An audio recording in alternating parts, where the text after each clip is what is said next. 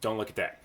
Hey guys, how you doing? Joe here. And in today's video, yes, we're taking a look at that thing there. And I wanted to take a quick second before we get going, say thank you for checking it out. Give me a thumbs up, join the channel, do all that fun stuff, use my Amazon affiliate links, help the channel grow, buy me a Lamborghini and send it through the mail, whatever you guys want to do, that would be awesome.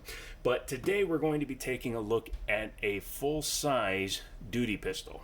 Now there's lots of them out there. I'm borrowing one from Liberty Arms. So they're down in Harrisonburg, Virginia. If you Google them, Liberty Arms, Harrisonburg, Virginia, you'll be able to check out what they have. So give them a look-see. They can ship to any FFL as long as that FFL has a valid FFL that they can fax or email. And you can get yourself your very own Jiminy Show Pew Pew sent directly to you. All right, that sounded funny. Anyways, in today's market, smaller seems to be bigger. You know what I mean? Everybody's coming out with micro 9s, subcompact 9s, all that stuff. The other end of the spectrum is duty pistols.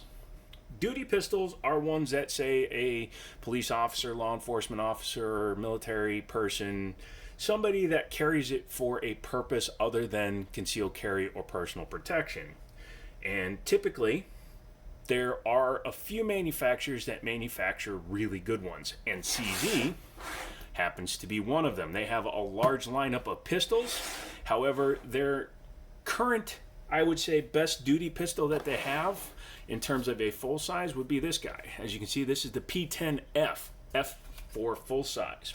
This one came from Liberty Arms, has a price tag of $530, very reasonable. It's about $70 under or $60 under its retail price.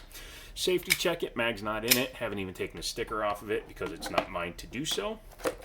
Take a look inside the box, move this out of the way. Inside you get a nice cutout for the firearm, 2 magazines, back straps, cleaning utensils, your gun lock up here, as well as the test fire copy, so it shows you that it's been test fired and how accurate it is. CZ pistols tend to be pretty accurate. This does abandon the traditional CZ75 style where they bury the slide into the frame. This is more of a traditional striker fired, like I said, duty style pistol, and you can see that in some of the features it has. Polymer frame, steel slide, front and rear slide serrations, and they're pretty grippy. Even with my weak hands, I can grab them no problem and do it. Like I said, striker fired. Polymer with integrated back straps, which I like. The Glock actually has the back straps that go over the existing back strap. This allows you to just replace them. It feels like it has the standard or the small on it already. They have one that has a little bit more of a hump down here. So that's up to you. You just have to keep trying them to see which one you like better. Again, full size. You're definitely going to get your hand on it. Very generous sized trigger guard and very nice upcut here, so that you can get up high on the pistol. Helps compensate for your bore axis. Very nice 3-dot sights on here, adjustable for elevation in the back, and looks like it's pinned or screwed in the front, but easy to pick up that picture. It's a 4.5-inch barrel, so it is a pretty reasonable length, and that's a very long sight picture on it. Has a 2-slot pick rail here in the front. Sorry, I don't know how to count all of a sudden. So you can put lots of different lights and lasers with a flat front trigger guard with some horizontal cuts in it, so it makes it easier if you two-hand it when you're going fast. Sometimes I do, sometimes I don't. Generous undercut here, and it goes into just kind of a small swell on these raised bumps that you see here. But it's very grippy, so you don't have any problems there. Ambidextrous for the slide lock slide release, and as you can see, there is no external safeties other than the blade for the trigger. Very standard Glock style. I'm trying not to say Glock all the time in these videos, but it's kind of the bar, so when I say it a lot, you're gonna have to unfortunately put up with it. One downside to this particular gun is it came with the California 10-round mags. You can easily get the aftermarket Mech-Gar mags, which is actually the manufacturer of these mags anyways, and they hold 18 plus 1, and then they have extended base pad ones that hold 20 plus 1. This is the only downside to buying during the pandemic. Sometimes you don't get exactly what you want. I'm sure that they can work something out with you to get you the larger capacity mags. This is definitely a full-size pistol. Don't get any ideas that it's going to not be. I don't know why I said it that way, but let's go ahead and talk about comparison. For comparison, I brought out two of my firearms. This is a Glock 17 Gen 5. Little top heavy. Stop. And this is my daily carry 1911. Chambered in 45 ACP. So these are 9s, these are 45 ACP, but these three are all, as you can see, just about the same size. When you stack them up like that, the Glock is actually a little bit lower, but I think that's just because these two have higher sights than this one does. This has Ameriglow night sights on it. In fact, if it had regular sights on it, it would be almost as tall. In terms of length, overall length, they're all about the same. Triggers, the Glock and the CZ are about the same size. The 1911 is a little bit smaller, traditional 1911 styling. But the 1911 has that really nice sight picture as well. And of course, this has the best trigger of the three. But these will be your two most common competitors, the Glock 17 Gen 5 and the who deals with a lot of guns, CZ P10 F. In terms of price, they're actually within striking distance of each other. This has an MSRP, or a MAP, or minimum asking price, or advertising price of $549. This one is $539, and that's what they're asking for it. It normally has a retail of $589. They tell you should be asking $625 for this. No. So it's a very competitive price. It's a very competitive name. CZ is well known to be very reliable, and they're also known to be a very accurate company. So let's take a look at the trigger. I always like to look at the triggers. Blade style here, and you just come back here, and so there's no real take up in terms of like squishiness or anything like that. Striker fire guns can sometimes have like a stagey trigger, but you can see as soon as you get your finger on that blade safety, it just, no real weight to pull it back, and then reset right there. It's very short. You can see how short it is, and then you just go right into the next shot. So very nice. This is honestly much preferred to this one. And again, I know I'm comparing the two, but I'm probably going to wind up comparing the two anyways. So you can hear a Glock trigger. You hear how plastic that sounds? So this one feels a lot better in terms of the trigger feel. And I own the Glock, so I'm not just trying to be a CZ fanboy here.